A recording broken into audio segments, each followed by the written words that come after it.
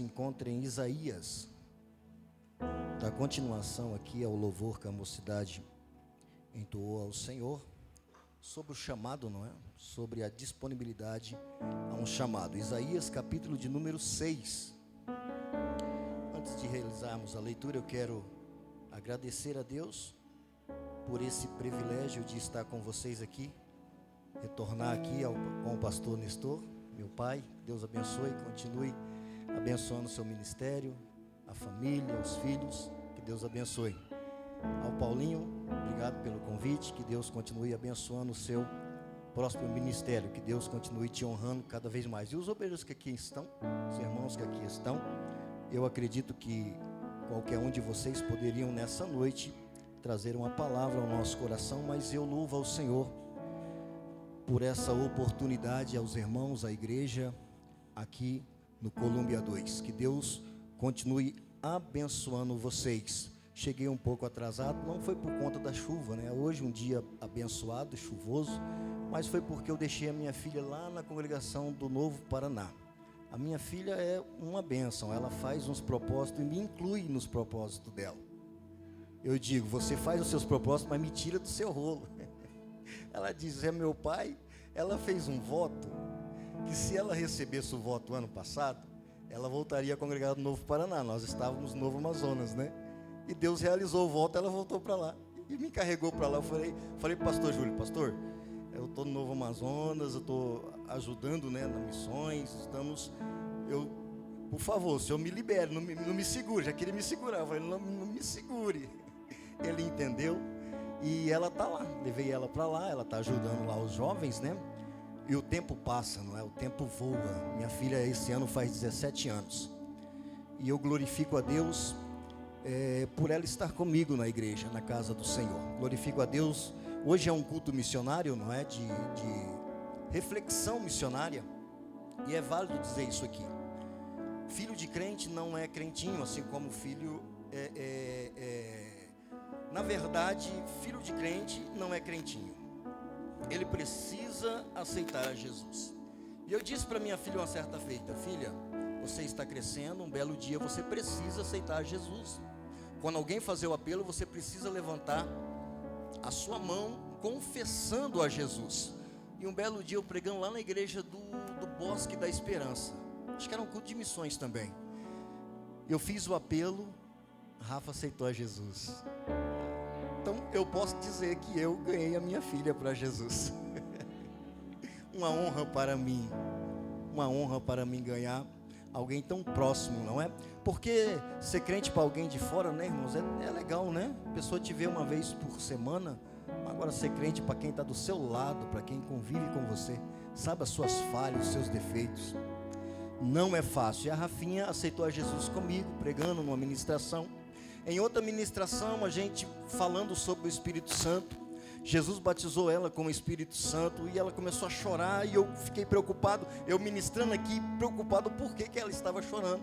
Porque a ministração, ela vinha em um ensinamento de traumas, de curas de traumas. E eu fiquei preocupado, porque logo após eu ministrei o Espírito Santo e Deus tomou a igreja. E a Rafinha começou a chorar muito e eu achei que alguma coisa estava acontecendo, mas ela estava ou foi batizada com o Espírito Santo. Após o culto eu falei, filha, que foi aquilo? Eu fiquei preocupado. Ela disse, pai, eu comecei a falar umas línguas aleatórias. Eu disse, eu já ouvi falar sobre línguas estranhas, mas os nossos jovens é contemporâneo, não é? Línguas aleatórias. Eu falei, que legal. Se os escritores da Bíblia te ouvissem, iria te pegar. Línguas aleatórias. Ela foi batizada com o Espírito Santo. Nenhuma outra ministração ela fez esse voto e Deus cumpriu o voto através de uma ministração minha. Então é uma ligação muito forte com a minha filha. Esse ano se faz 17 anos e o tempo passa e o tempo voa, ela está crescendo. E eu estou vendo Deus crescer junto com ela, abençoando e estruturando. E eu quero já liberar antes da leitura da palavra, se tem alguém aqui que acredita em palavras proféticas, haja visto que nós estamos no janeiro profético, não é isso? São 12 dias, né, pastor? 12 dias, todos os cultos hoje é o quarto, né? Para quem acredita em palavra profética, eu já vou liberar primeiro antes de ler o texto bíblico. Eu acredito que Deus possui os seus filhos. Eu acredito que a mão do Senhor está sobre ele. Mas pregador, meu filho está na droga, fique tranquilo. Mas pregador, meu filho saiu da casa do Senhor, fique tranquilo. Deus não perdeu o controle da sua família. Eu vou profetizar mais. Se você acredita, pega, porque é janeiro profético. Eu acredito que Deus fará coisas extraordinárias. Pregador, está tudo complicado, meu filho está fora, mas o Senhor manda te dizer, Ele ainda está no controle. E no momento exato, Deus trará o teu filho de volta para a presença dele. Tem alguém que acredita? Aleluias! Os nossos filhos são heranças do Senhor. Satanás quer tomar, quer pegar, quer levar para o mundo, mas assim diz o Senhor para alguém aqui: eu o protejo, eu o guardo, eu o livro. Aleluias! Bendito seja o nome do Senhor. Isaías capítulo de número 6 e verso 1. Põe para mim. Isso. Na frente. No ano em que morreu o rei Uzias, eu vi também ao Senhor. Essa tradução é interessante. Eu vi também ao Senhor, porque ele está fazendo alusão em um momento em que alguém morreu. O ano em que morreu o rei Uzias, eu vi também ao Senhor, assentado sobre um alto e sublime trono, e a cauda do seu manto enchia o templo. Serafins estavam por cima dele, cada um tinha 6 asas, com 2 cobriam os seus rostos, e com 2 cobriam os seus pés, e com 2 voavam. E clamavam uns aos outros, dizendo: Santo, Santo é o Senhor dos exércitos, toda a terra está cheia da sua glória. 4. E os umbrais das portas se moveram à voz do que clamava, e a casa se encheu de fumaça.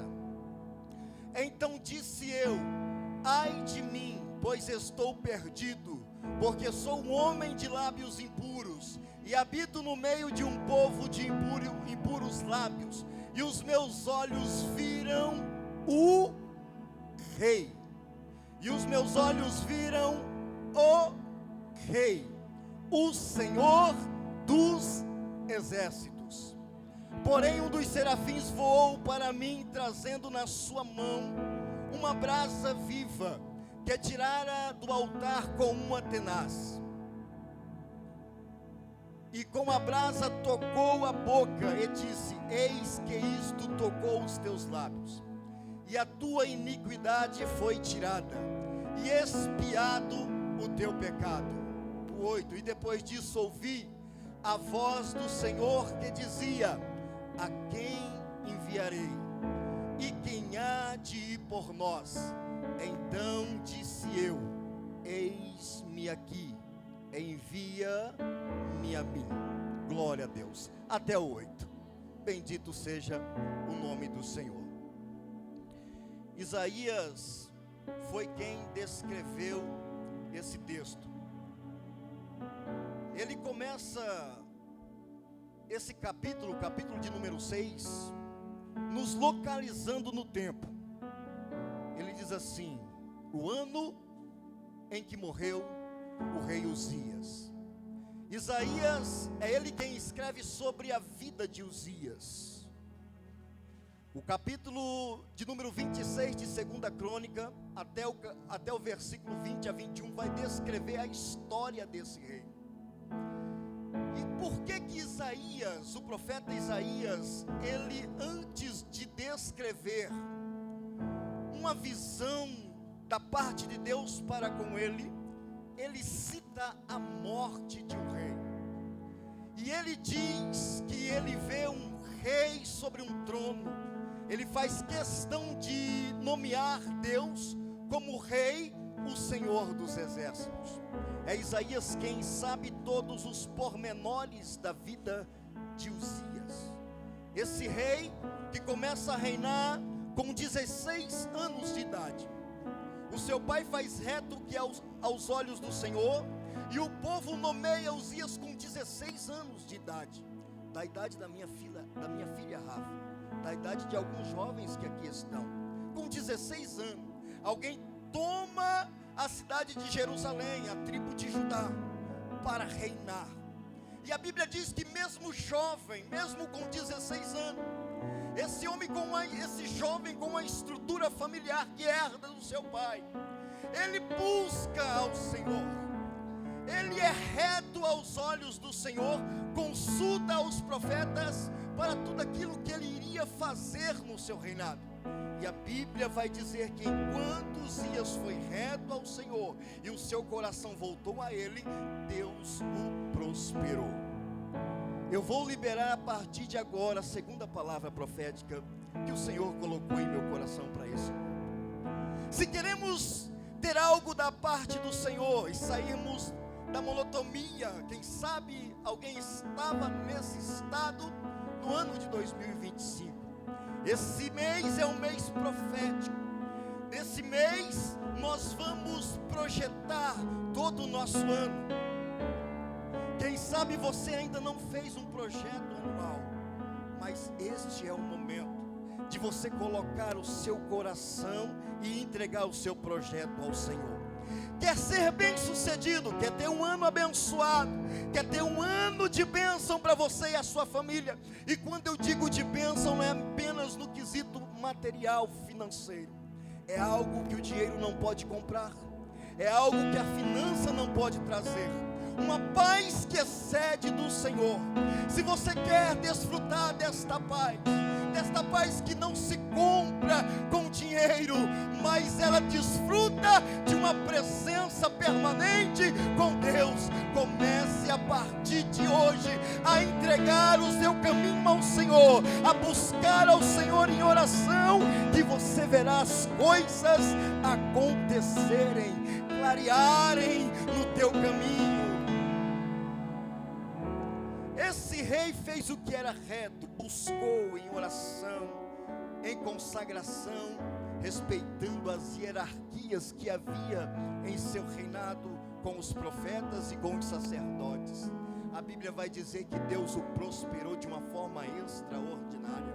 Leia segunda as Crônicas, capítulo 26, do 1 ao 20, que você vai ver o que esse homem fez. Ele revolucionou a sua época. Ele revolucionou a ponto de alguém comparar o seu reinado com o reinado de Salomão. Uzias foi tão grande, Paulinho, que ele chamou as pessoas sábias para governar do seu lado, as pessoas entendidas, e essas pessoas fizeram do reinado de Uzias um grande reinado. Fizeram muro em volta de Jerusalém. Em cada canto dos muros ele levantou uma torre. Lá tinha um arqueiro armado que trocava turnos diariamente para quando alguém chegar e tem alguém ali para poder defender a cidade. Ele conseguiu fazer armamentos pesados. Se você vê esses filmes medieval, que existe uma torre atirando flechas compulsivamente por segundos, foi no reinado de Uzias que isso aconteceu. São aquelas máquinas que jogam pedras, grandes pedras, catapultas, não é? Eu acho que esse é o nome, que jogam grandes pedras quando o inimigo vem chegando, delas inflamáveis, delas não, para poder ter a segurança para a cidade de Jerusalém. Foi ele quem fabricou isso, foi no seu reinado. Ele sitiou cidade, os filisteus se renderam aos seus pés, colocou torre por todas as regiões. Quando o inimigo vinha chegando a quilômetros, ele já sabia, porque tinha alguém lá da sua guarnição. Foi amante da agricultura, cultivava vinhas. Israel agora, especificamente Judá, estava protegido e estava abastecido. Prosperidade no reinado de Uzias. Um povo próspero, alegre, jubilante. Não tinha tristeza no reinado de Uzias. Tudo que o povo queria, Uzias deu para ele. Tudo que o povo queria de um governante, que é fidelidade ao povo, Uzias deu àquele povo. Deu segurança, alimentação, prosperidade. As famílias conseguiam sair para a escola e voltar para sua casa. As crianças iam e voltavam com segurança. A alimentação não faltava no prato do povo de Judá, porque o rei Uzias era temente a Deus, era servo do Senhor, e Deus fez esse homem prosperar de uma forma extraordinária, enquanto ele se inclinava a Deus. Mas teve um belo dia, que Uzias colocou em seu coração ser maior do que hierarquias constituídas por Deus. Aí está o grande problema do ser humano: começar bem e terminar mal. Aí está o grande problema de muitos de nós, em começar uma carreira ministerial, em começar uma carreira, seja de qual área for, bem, e terminar mal. Uzias foi esse rei. Ele começou muito bem, mas no final ele se exaltou. A Bíblia vai dizer que ele se exaltou. Ele foi até o templo oferecer incenso a Deus. Quando esse ofício era conferido aos sacerdotes, ele achou, por ser tão grande, por ter um reinado tão próspero, ele achou que Deus não daria conta de ele oferecer o sacrifício. E a Bíblia vai dizer que quando ele estava com o incensário na mão para oferecer o sacrifício dentro da casa do Senhor, 80 sacerdotes chegam até ele e gritam: ei, esse ofício não é para você realizar, cabe aos sacerdotes, filhos de Arão, não é para você realizar. E a Bíblia vai dizer que o seu coração enche de cólera, de raiva, e quando ele tenta contra os sacerdotes, na mesma hora Deus fere o rei com lepra.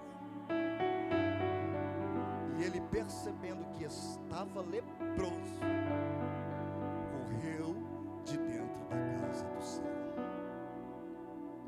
Devemos tomar cuidado com o orgulho, com altivez de espírito. Só eu faço, só eu aconteço. Deus está falando para alguém aqui, quem sabe ainda não está, mas quando você estiver em um patamar elevado, cuidado com o orgulho. Cuidado em dizer que só você faz. Cuidado em dizer que só prospera na sua mão, que se você sair, cai, que se você deixar, não acontece, porque Deus tem reservado alguém ainda melhor do que você, ainda maior do que você, para realizar aquilo que você deixar de fazer. Então, se você está num lugar de destaque, se você é abençoado por Deus por algo, faça com excelência, porque no dia que você tombar, Deus levanta outro ainda melhor do que você, porque Ele é o Senhor e não perdeu o controle. Aleluia. Este é o cenário descrito por Isaías. Ele está em luto porque ele é de dentro do palácio. Uzias morreu. O cenário é de luto, de instabilidade, de incerteza.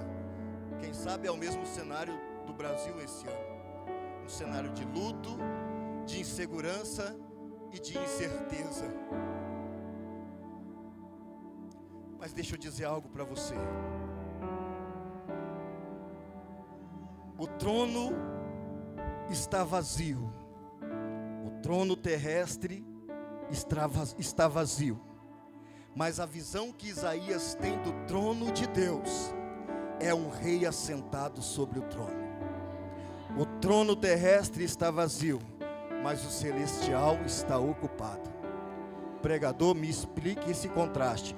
O trono terrestre está desocupado. Tem luto, tem morte, tem desencontro, desavenças, incertezas e instabilidade. Mas o trono celeste está ocupado. O trono de Deus está ocupado.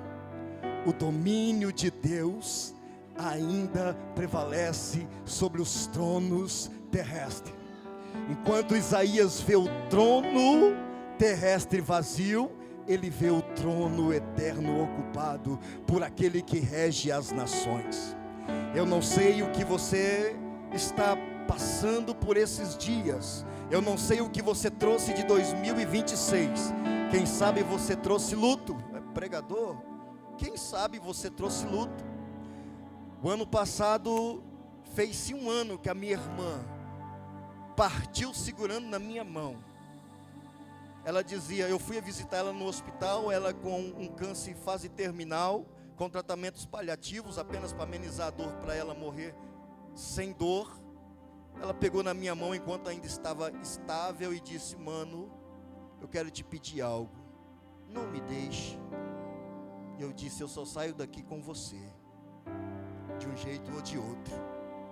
O ano passado fez um ano que ela deu o último respiro segurada nas minhas mãos. E enquanto ela olhava para mim, eu não sei que consciente ou inconsciente, quando eu chegar no céu eu vou perguntar para ela se ela escutou aquela minha frase. Eu disse para ela assim, eu estou com você, mana, até o fim.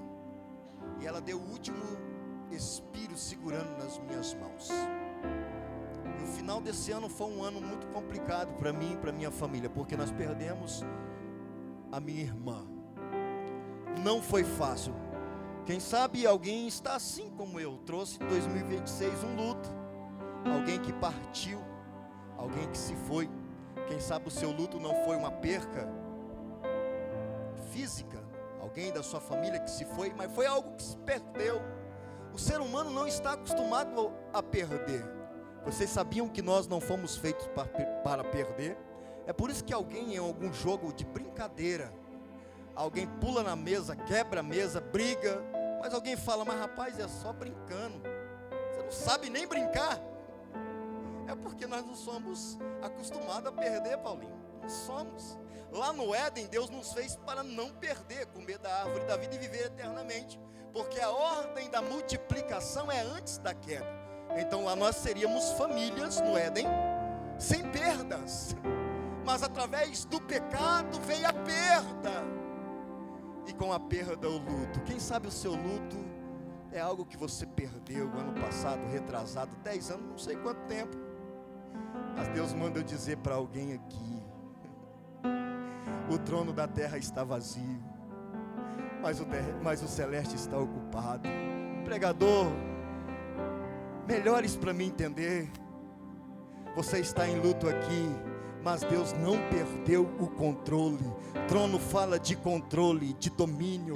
Ele não perdeu o domínio sobre a sua vida. Irmão, irmã, te aquiete, continue lutando, continue buscando, continue na presença do Senhor, que esse luto vai passar. O Senhor manda te dizer que esse luto tem dias contados, porque o que Ele está preparando para você são dias de festa, dias de regozijo, dias de bênção, dias de vitória. Deixe o luto para trás, comece um ano profético, de cabeça erguida, dizendo, eu perdi, mas o Senhor vai me restituir, assim como Ele fez com Jó, Ele fará com alguém aqui nesta noite. Aleluias, perdeu 10, Ele vai dar 20, perdeu 5, Ele vai dar 10, porque a ordem do Senhor é a multiplicação dEle na sua vida, e aquilo que se fez perda, Ele fará multiplicação para você. É noite profética, é janeiro profético, ei! O Senhor quer se revelar a você nesta noite. A visão que Deus quer te dar, ela precisa que você deixe alguns lutos para trás. Percebam que Deus aparece ao profeta. Ele já era profeta, sim ou não? Ele já profetizava, sim ou não? Mas ele tem um encontro marcante com Deus a partir do capítulo de número 5, quando morre alguém. Esse alguém, nada mais, nada menos, era Uzias, o rei de Judá, alguém próximo a ele.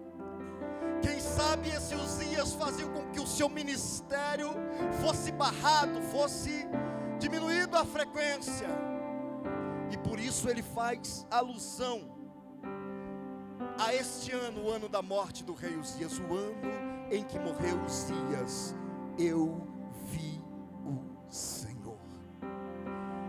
O rei terrestre teve que morrer para que Isaías tivesse a visão do rei eterno. Quem sabe alguma coisa ofusca a sua visão do trono de Deus. Quem sabe algo precisa ser arrancado da sua vida, para que você tenha um ano de prosperidade, um ano de bênção. Nós estamos nas primeiras ministrações do ano de 2026. Recebe essa palavra e leva com você e faça uma introspectiva de si mesmo. Isaías teve que passar por um luto para conseguir ter uma visão ampla do trono de Deus e ele entender que mesmo o trono terrestre vazio, o de Deus estava ocupado pelo próprio, porque ele não perde o domínio. Escute isso. Ele teve que passar por um luto para conseguir ter a sua visão do trono de Deus. O que nós precisamos passar, ou o que nós precisamos deixar, para que nós venhamos a ter esta visão do trono de Deus? Qual é o Uzias que eu devo matar? Redobre a sua atenção. Qual é o Uzias que eu tenho que deixar de lado? Qual é o pecadinho de estimação que eu devo deixar, para que eu consiga ter uma visão do trono de Deus? O que eu preciso abandonar, para que eu consiga de fato conseguir enxergar o domínio do Senhor sobre a minha vida, sobre a minha família, sobre os meus familiares? Faça uma análise de si mesmo. O que precisamos deixar? Será que é a falta de fé? Será que é a desconfiança de que um Deus pode fazer? Mas pregador, faz tanto tempo que eu busco e não vem. Mas pregador, faz tanto tempo que eu procuro e não chega. Será que é a nossa falta de ânimo? O que eu preciso deixar para que eu consiga ver o trono da graça de Deus?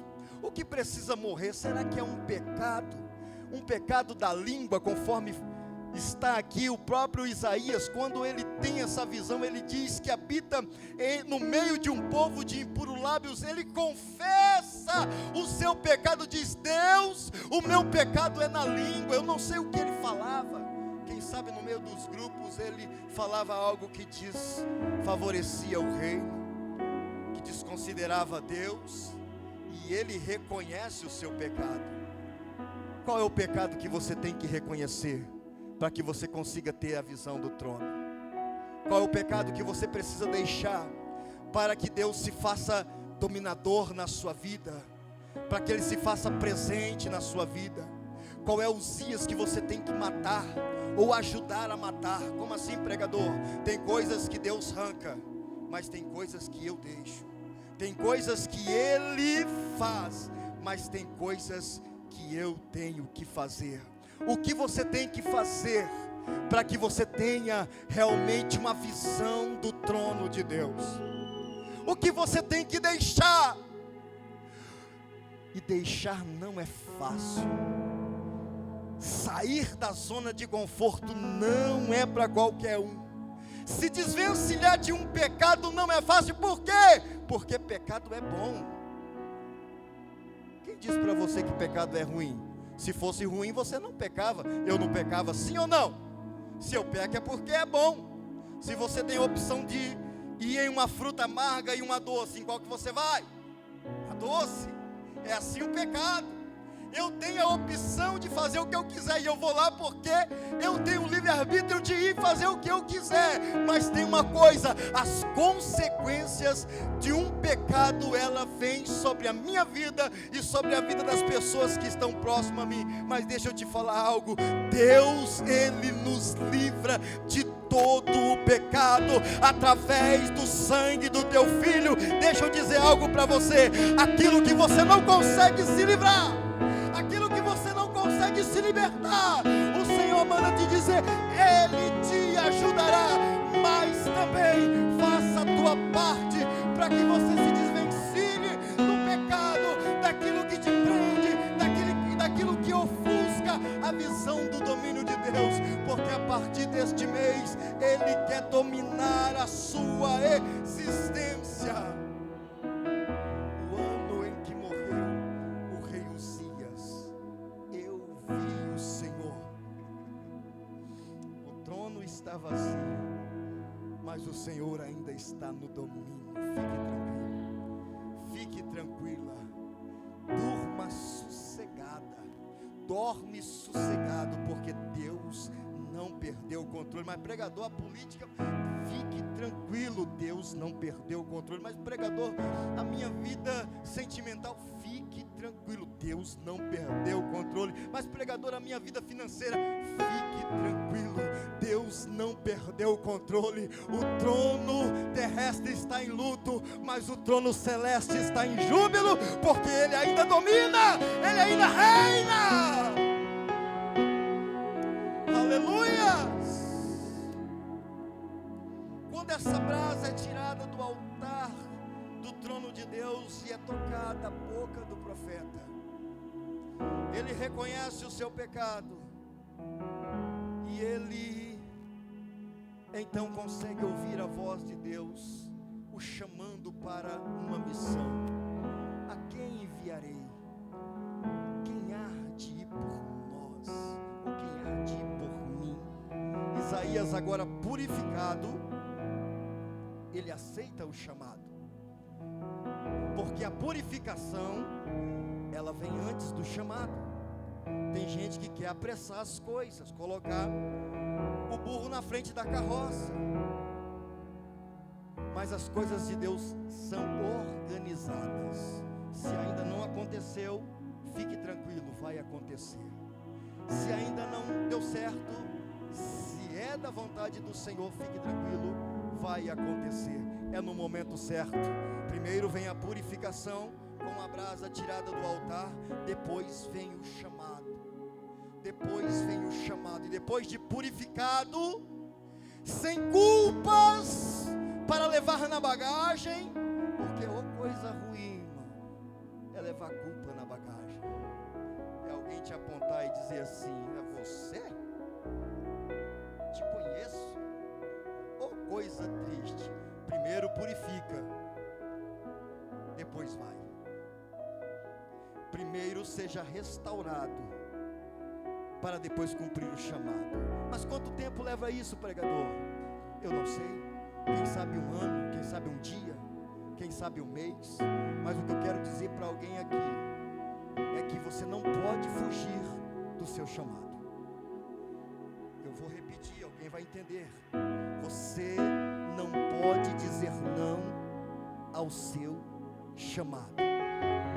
Tem pessoas, eu vou dizer isso aqui com muito temor e amor a essa igreja. Tem pessoas que não foram chamadas para o púlpito. Tem pessoas que não foram chamadas para ministrar. Mas existem pessoas que foram chamadas para esse ofício. E essas pessoas estão no lugar errado, porque a chamada dela não é na nave da igreja, a chamada dela é no púlpito. E ela, por uma coisa ou por outra, por estar ainda vivendo um luto, ela está renunciando ao seu chamado. Eu fiz isso por algum tempo. Tantas coisas aconteceram. E eu disse: eu quero ficar lá embaixo, Senhor. Falei até para o pastor Elias: eu não quero subir para o púlpito, porque a minha unção é de presbítero, antes da separação. E eu disse: eu não quero para o púlpito, porque eu sou um divorciado e eu quero ficar aqui na nave da igreja. O pastor Elias falou: não, você vai para o púlpito com o meu aval.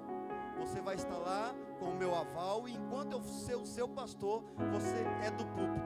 E eu disse: tá bom, eu vou. A partir daquele momento eu tomei o meu chamado e não saí mais do púlpito e não neguei mais ministração. O que eu quero dizer para alguém aqui é que o seu chamado é um chamado específico. Não diga não a esse chamado.